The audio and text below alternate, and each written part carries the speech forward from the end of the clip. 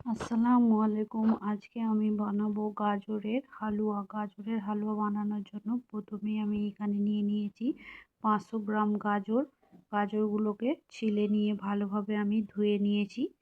ধুয়ে নিয়ে একটা গ্রেটারের সাহায্যে ভালোভাবে আমি পুরো সব গাজরগুলোকে গ্রেট করে নেব। তো এখানে আমি সরু সরু গ্রেট করব, খুব মোটা না। তারপরে একটা কড়াইয়ের মধ্যে 1 চামচ ঘি দিয়ে দেব। ঘিটা গলে গেলে এর মধ্যে আমি 10-12টা কাজু দিয়ে দেব।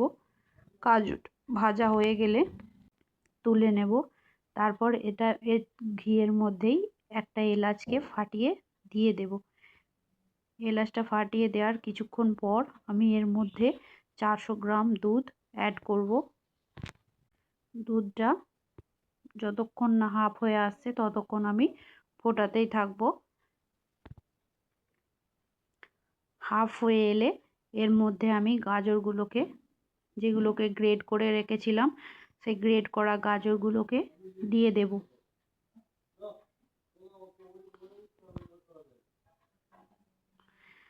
গ্রেট করা গাজরগুলো দেওয়ার পরে ভালোভাবে নাড়িয়ে নেব। আর আমি ঢাকনা দিয়ে নেব। কিছুক্ষণ পর পরই ঢাকনা খুলে খুলে নাড়তে থাকবো।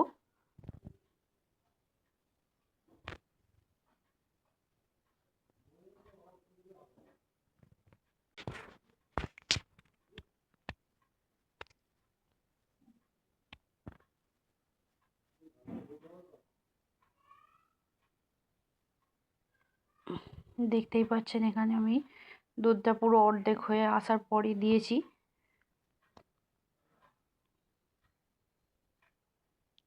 এরপর সিদ্ধ হওয়ার জন্য আমি ঢাকনা দিয়ে দেব। ঢাকনা দিয়ে কিছুক্ষণ পর পরই একবার করে ঢাকনাটা খুলে আমি নাড়তে থাকবো।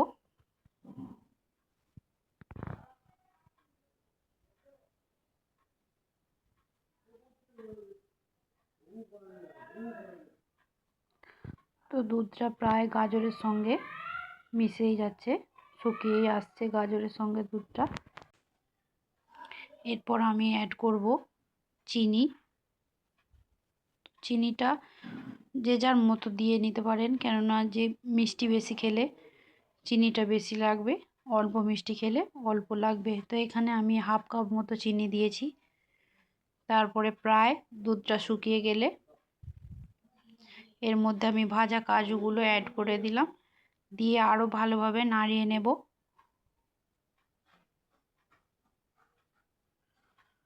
যখন দেবো গাজরগুলো আর কড়াইয়ের মধ্যে না লেগে যাচ্ছে, এরকম পুরো একদম শুকনো শুকনোভাবে হয়ে গেছে, তখন বুঝে নিতে হবে যে গাজরের হালুয়া পারফেক্ট রেডি হয়ে গেছে।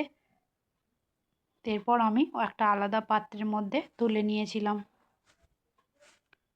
তো রেডি গাজরের হালুয়া।